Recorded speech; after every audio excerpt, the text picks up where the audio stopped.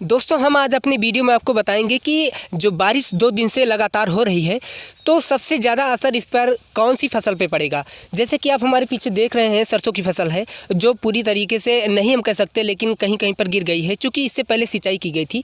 और हमारे पीछे आप देख सकते हैं जितना भी खेत है वो सभी आप सरसों का आपको दिखाई देगा, तो सरसों की खेत पर भी असर पड़ेगा। वहीं पर अन्य भी फसलें हैं जो हम आपको बारी बारी से पूरी जानकारी देंगे। सबसे पहले हम फसल की अगर बात करें तो इसमें सबसे ज़्यादा सरसों की फसल है, जहां पर आज बारिश होने के साथ साथ तेज़ हवाएं भी चली हैं।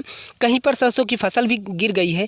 कई किसानों ने उसकी सिंचाई कर दी थी, लेकिन सिंचाई के बाद आलम यह रहा कि फिर से दोबारा पानी बरस गया। हालांकि बारिश बहुत ज़्यादा नहीं हुई है, हल्की फुल्की बारिश हुई है, लेकिन कुछ सरसों की फसल पर ज़रूर असर पड़ा है।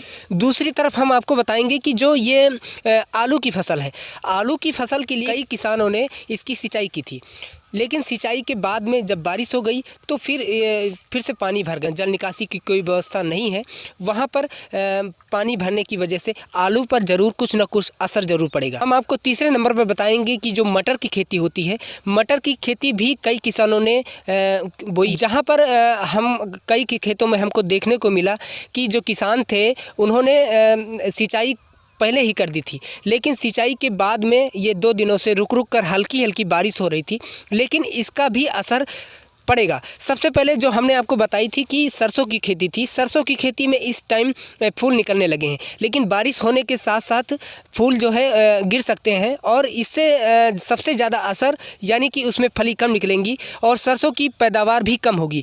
वहीं पर दूसरी तरफ आलू भी है, आलू में पानी अगर भर गया तो आलू भी इसमें पैदावार कम हो सकता है।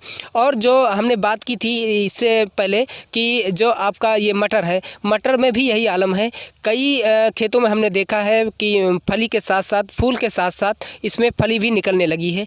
बारिश का इस पर भी कुछ न कुछ असर पड़ेगा। वहीं सबसे ज़्यादा जो हमारे गेहूं के किसान हैं उनको फ़ायदा भी हुआ है, और जिन लोगों ने सिंचाई कर दी थी उनको नुकसान भी हो सकता है। जहां पर ज़्यादा जल निकासी की व्यवस्था नहीं है, जल जमा हो गया है, जल भराव की ज़्यादा संभावना थी, उस जगह पर पानी है, तो पानी में ऐसे में गेहूँ पर कुछ न कुछ असर ज़रूर पड़ेगा। लेकिन ज़्यादातर जो किसान हैं जिनका गेहूँ की सिंचाई नहीं हो पाई थी उन पर कोई विशेष असर नहीं पड़ेगा। इससे फसल को ज़्यादा फ़ायदा होगा।